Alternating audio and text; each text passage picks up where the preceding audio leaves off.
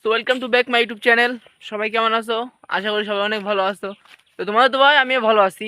তেমন বাজে হলো বিকাল 5টা, আর আম্মু আমার হাইসি আর গামছা ধরাই দিছে যে ঘাস কাটতে হবে মাঠে যা, শান্তি মতো ঘুমাইতেও দেয় না। তো চলে আসলাম মাঠে ঘাস কাটার জন্য। তো চলো ভিডিওটা শুরু করা যাক। এই হলো আমাদের মাঠ, মাঠে আসলাম।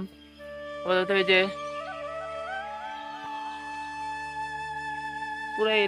পুরো এরিয়ায় যারা মাছগুলো ঘাসের ভুঁই, আর ওগুলো এখানে ধান লাগাইছে, আর ওখানে পাট লাগাইছে। তো আমি মূলত ঘাস কাটতে আসি মূলত সকালবেলা। তো এখন আজকে যাই নাই, তাই আম্মু বললো যে ভুঁইয়ের কাছ থেকেই ঘাস কেটে আনতে। তো এখন ঘাস কাটতে যাবো, ঘাস কাটে শেষে বাসায় যাবো। অবস্থা কি, দিদির থেকে যাওয়া যাবে? প্রচুর কাদা, এখানে প্রচুর কাদা। ভুঁয়ে মনে হয় পানি দিছে, ট্রাই করি।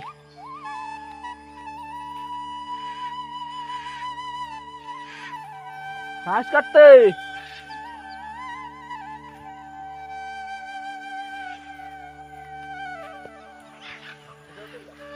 ঠিক আছে, অবশেষে চলে আসলাম কাদার উপর দিয়া।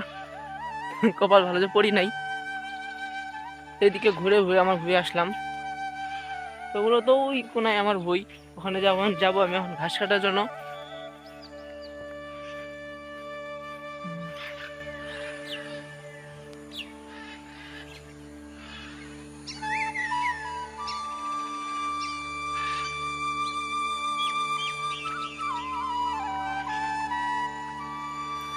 ওই যে মূলত ওটা আমার বই।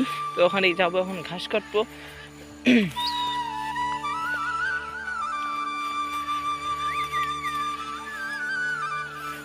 মাঠের যেই দিকে তাকাবা সেই দিকে এখন খালি সবুজ সবুজ। হ্যাঁ, আমি মানে কতটা দেখাতে পারতেছি তা বলতে পারলাম না, কিন্তু যেই দিকে তাকাবা সেই দিকে এখন খালি সবুজ সবুজ। এখন পাট ধান, কেউ পাট লাগাইছে, কেউ ধান লাগাইছে। তো এই যে মূলত আমার ভুঁই, ঘাসের ভুঁই। আর আমি মূলত এগুলোই কাটতে এখন মাঠে আইছি। তো এগুলো এখন কাটবো, সবাই দেখতে থাকো।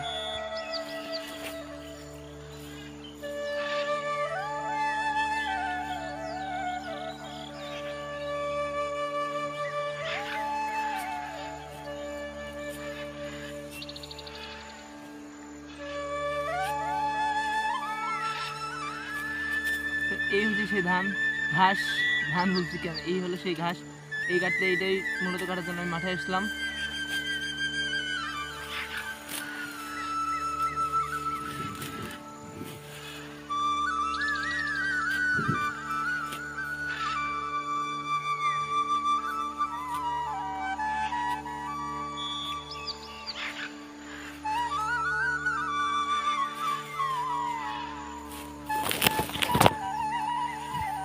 আপাতত বর্তমানে এই যে ছোটো ছোটো ঘাসগুলো কাটা লাগবে।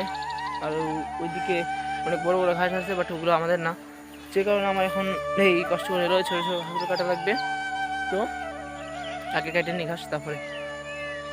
তো গাইস, আপাতত ঘাস কাটা শেষ। এই যে ঘাস, মানুষ ঘাস মাথায় নেয় আর আমি ঘাস হাতে নিতেছি। তো ঘাস কাটা শেষ, এখন বাড়ির উদ্দেশ্যে রওনা হবো।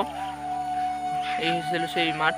আর বর্তমানে যে সময়, এখানে রাসেল ভাইপার নামে কি সাপ না কি বেরোইছে, এগুলোর উপদ্রব বাড়ছে। এদিকে ভেড়ামারা কুষ্টিয়া এদিকেও বেশি আছে। তো যেসব ঝোপ দেখতেছেন, এসব ঝোপে তো অবশ্যই থাকতেই পারে। তো সেদিকে নিয়ে সতর্ক থাকতে হবে। আর আপনাদেরকেও সতর্ক করি, এই সাপের কারণে অনেক বিষাক্ত সাপ। যাই হোক, সবার সাবধানে থাকবেন, সুস্থ থাকবেন। অ্যান্ড চ্যানেলে নতুন